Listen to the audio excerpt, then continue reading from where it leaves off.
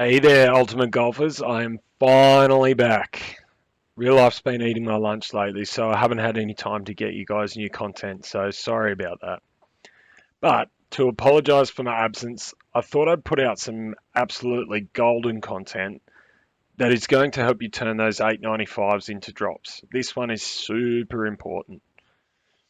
Today we're going to be talking about elevation, or more specifically, changes in elevation when you're adjusting your shot on a sloping green. It has surprisingly more impact on your ball than you probably realised. This is partly an extension of reading the Green series that I produced, as it's the last thing you need to take into consideration after you've really understood what's happening on the green with rollout and the effect of secondary wind. So without going into the physics behind what's happening when your elevation changes, which you can message me for more details if you need it, I just wanted to show you a really simple graphic to demonstrate basically what's happening. So this picture shows three scenarios from ball to landing. They are a flat trajectory, an uphill trajectory, and a downhill trajectory. Now the shot arc that I've drawn here is exactly the same for all three scenarios. But what you can see is that just by changing the height at which the arc finishes, while keeping the starting point static, you're going to end up with a shot that's landing in three different places. Now, when you're talking ultra precision on the green, this obviously becomes very important. Those tiny little adjustments off are going to make you miss, and they're the reason in a lot of cases you're going to be hitting 895s. So with that demonstration out of the way, I'm going to give you two key things to remember when dealing with elevation. When you're adjusting a shot downhill from your starting position, it's going to end up shorter than you planned, but you're going to over adjust towards the direction of the pull. And when you're adjusting a shot uphill from your starting position, it's going to end up longer than planned, but you're going to under adjust towards the direction of the pull. This is going to take some wrapping your head around, but trust me, this is going to change your game. So let's take a look at a couple of shots to show you what I'm talking about. Okay, so both of the holes that I'm going to show you today are examples from Bay Hill, but that's a good thing because the greens at Bay Hill pretty much all slope significantly up or down depending on which way you're going to adjust for your wind. So the first example we've got is from hole 1, and as you can see here, I've got a tailwind, pretty strong tailwind, and I'm going to be pulling downhill. Now let me show you what I mean by that.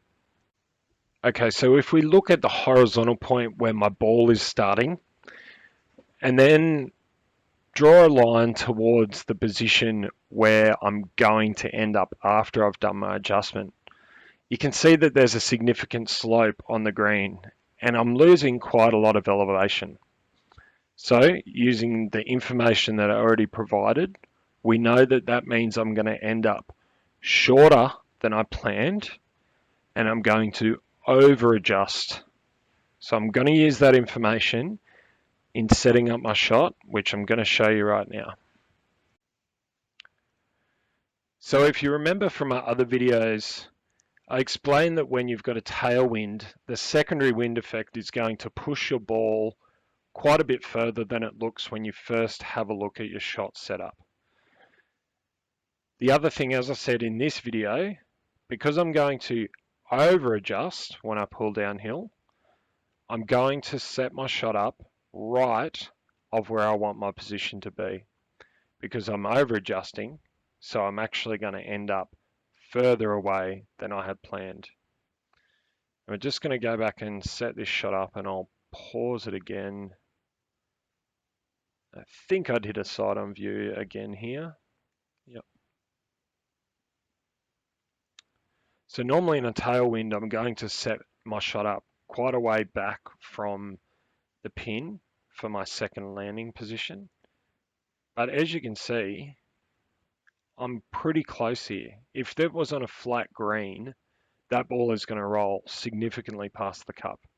But because I know that when I'm pulling downhill, I'm going to end up shorter, I can leave it a lot closer to the pin than I would on a flat green. And as I said, the over adjustment that I'm going to make means that I need to offset my ball back a little bit to the right,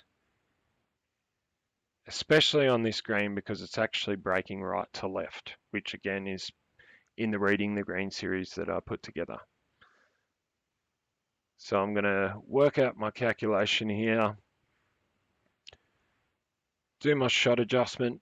I think I ended up adjusting something like 3.2 rings. I'm going to adjust downhill.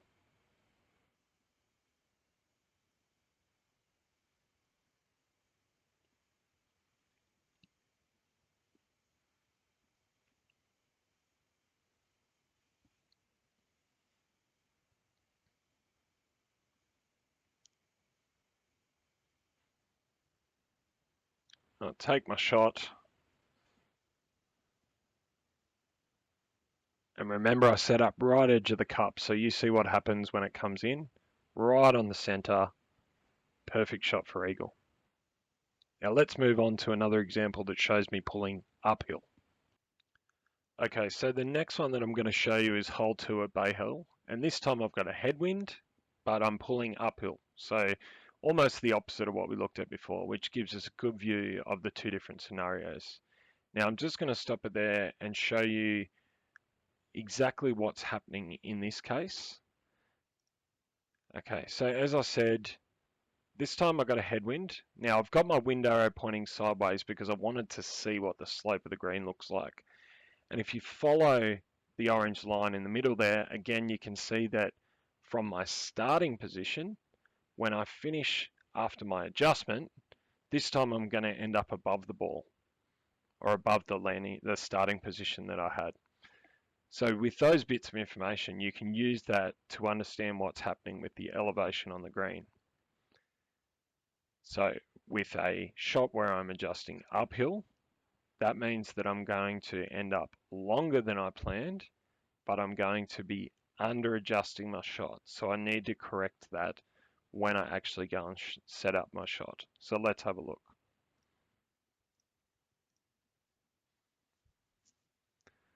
So again, in my Reading the Green series, I showed you what happens to the ball after the first bounce, so the secondary wind effect. In this case, I have a headwind, so I know that my ball's going to pull up quicker. However, I'm pulling uphill, so I'm actually going to leave my ball a little bit shorter than I normally would because the extra pull uphill is going to make my ball travel further. Now I'm under adjusting here, so as you can see, I set it up a little bit further away from the wind direction, so further towards the left than I ordinarily would on a flat green. Now I set up my shot, I do my adjustment,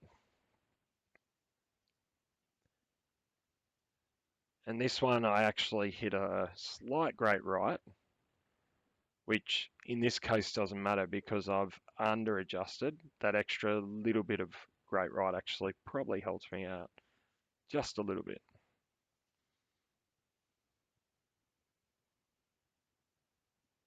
Okay, so as I said, I left it quite short in a headwind, rolling uphill, and look how much it still rolls out. Okay, so as I said, guys, the two key takeaways from this video, if you're pulling your shot downhill, you're going to end up short of what you think your landing position is, but you're going to be over adjusting towards the direction of the wind. And if you're pulling uphill, you're going to end up past where you think the ball's going to land, but you're going to under adjust in the direction of the wind.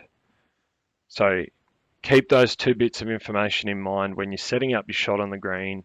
Make sure you're reading the elevation and the slopes of the green, and you'll be able to turn those very close shots into drops much more often. Okay guys, so that's it for today. Hope this video has helped you out. If you've got any questions, please reach out. And as always, don't forget to hit subscribe. And if you turn on the notification bell, you'll get notified when I put out new content, which is going to be happening a lot more regularly. And I hope you guys have a good day and good luck out there today. Cheers.